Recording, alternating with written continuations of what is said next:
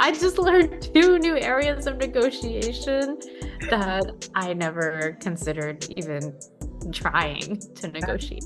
You gotta try. Girl, I don't like paying money. What the hell?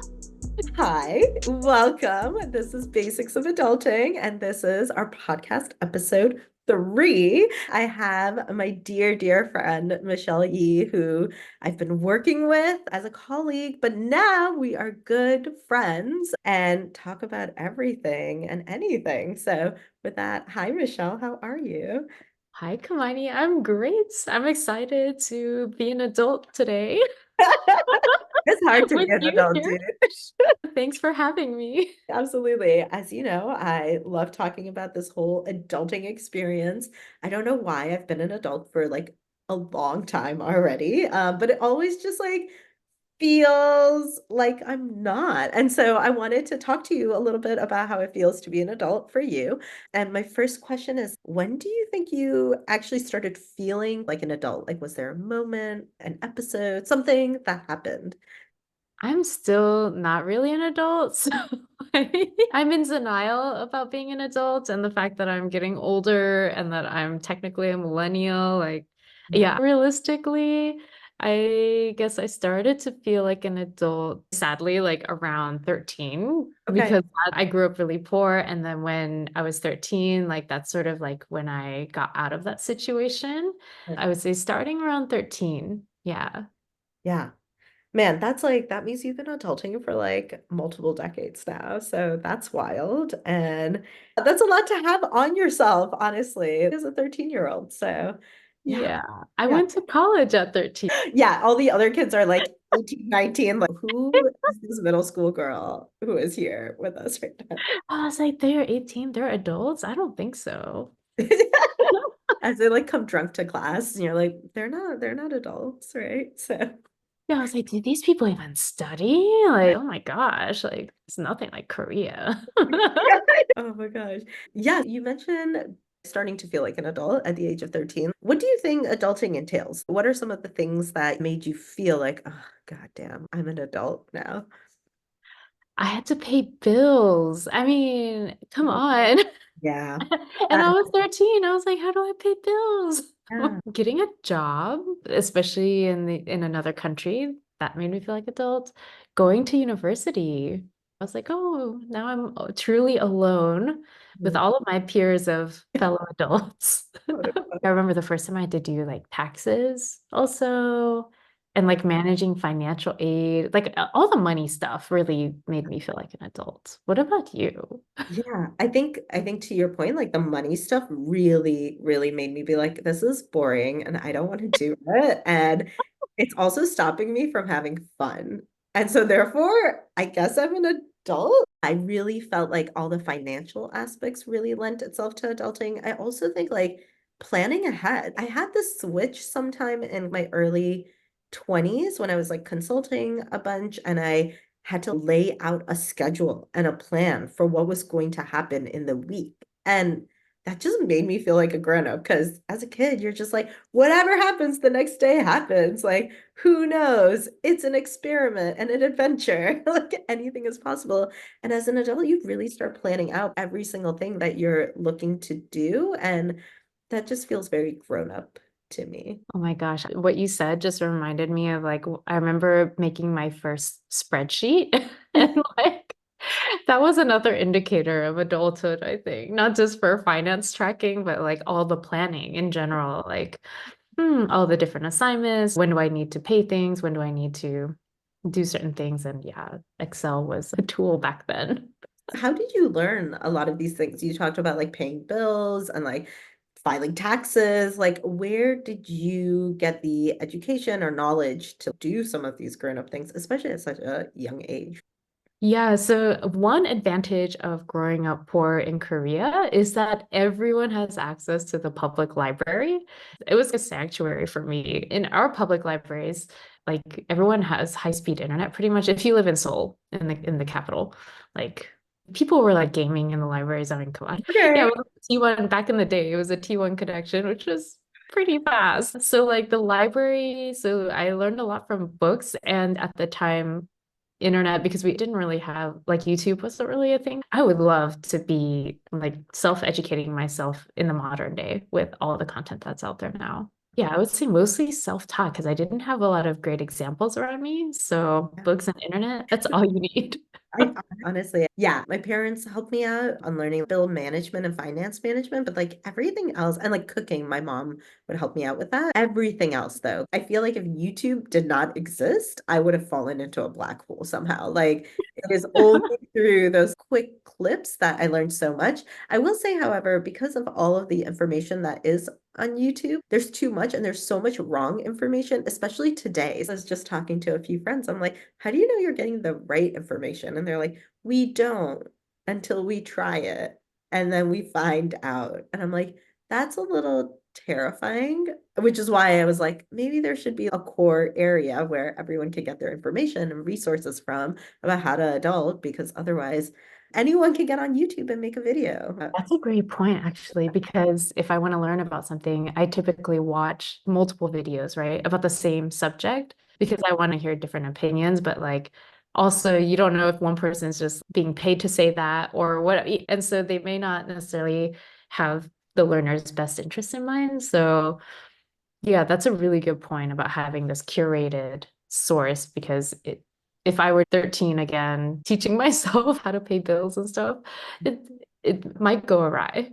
It could go crazy. Remember 2021, where everyone was like, just buy these stocks, buy all of Oh, these stocks. And a lot of people invested in GameStop and stuff like that. And it was because all of these analysts who were like 20 years old and on TikTok made a few $100s on a stock pick. And so they thought, oh, this is the way that everyone should do it. It made me feel really bad for people who are just learning. Like, you're not going to invest again if you've lost like your only $100 you had on a GameStop pick. Like, you're not going to be like, oh, I'm going to jump right back into investing.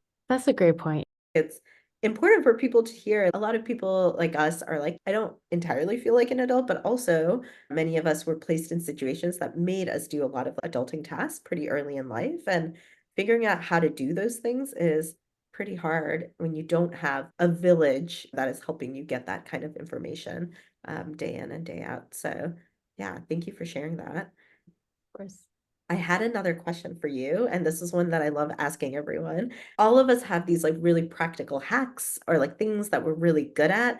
For anyone listening, Michelle is just like a certified genius, so she's good at everything. But what I want to know is if there was any practical wisdom or like tips or tricks that you would, or life hacks that you would impart on the masses, like what would that be to help them persevere through adulthood? I would say negotiate everything and like literally everything, especially if you're living in the US, which I didn't personally realize as an immigrant. And talking to Kamini, I was like, oh, hey, I'm thinking about moving to the city. And she was saying, oh, by the way, yeah, you can negotiate like 3 months of free rent or something. I was like, what the hell? Like, no. Someone sends me an offer. I'm like, yeah. Oh, this is a great deal. Thank you so much. No, don't, Negotiate. don't do this. So Yeah. Kamani's gonna come help me apartment. Absolutely. I got you, girl. We're gonna go get you some free months of rent. Yes. Yeah, like I didn't know that was a thing. And whether that's like the first job you're going into, which I also didn't negotiate as an immigrant, by the way, my first salary, or the exit, which there's a lot of layoffs happening in the Bay. So, and for future generations, I think it's good for them to also be aware that maybe that could still be a thing. It's not necessarily that there's this huge loyalty between companies and employees anymore. So everything can be negotiated. That's so important for people to internalize. To your point, I didn't negotiate my first salary for work. I was just excited I was getting paid anything. Like, Yeah. I was like, you want to pay me?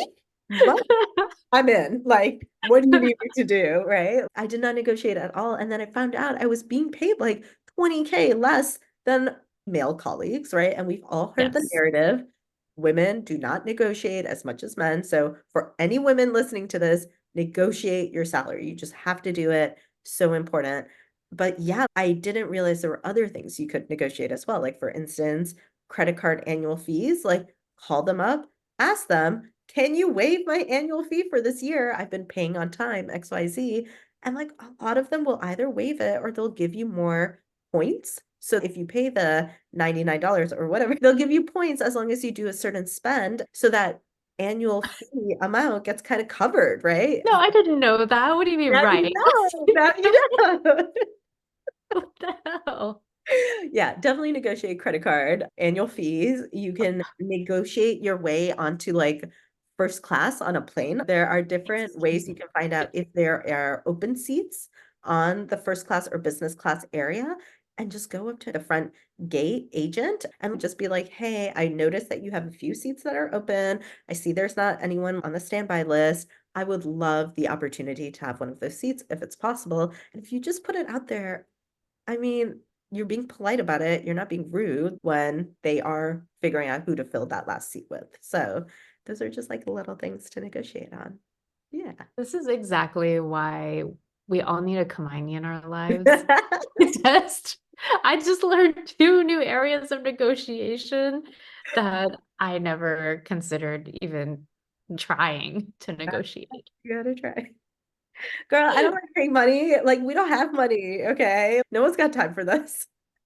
What the hell? Yeah, so now I know that Hermione doesn't pay her credit card annual fees. She also doesn't have to pay rent for several months. It's Like, great, you know?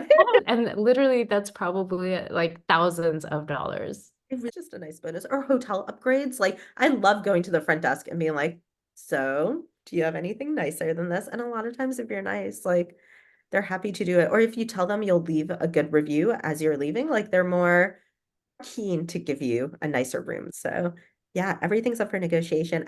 I'm just, my mind is so open now. Like, I already thought I was negotiating more than average, but clearly there's like this outlier group that is just Fun a hacking. true expert. Yeah. There's definitely some good books. Never Split the Difference is one of my favorites, which is written by a FBI like hostage negotiator. Okay, So, okay. Love you it. know, sometimes your life, your career, these things are all being held hostage by someone else. So you need to negotiate all of that out. Like, So that's awesome. Never split the difference. I will definitely check that out. good. Oh, that sounds great. Michelle, this was awesome. Thank you so much for talking about adulting with me and sharing your tips and tricks and hacks. And yeah, I'm super stoked for everything that we're gonna do over here at Basics and teaching people how to negotiate. I love it. Thanks so much for having me. And we desperately need this for people so they have a good place to go, especially if they don't have, good role models. I think this is just like a wonderful initiative to have. Yay. Thank you. All right. Well, we'll see you next time at Basics of Adulting. Take care.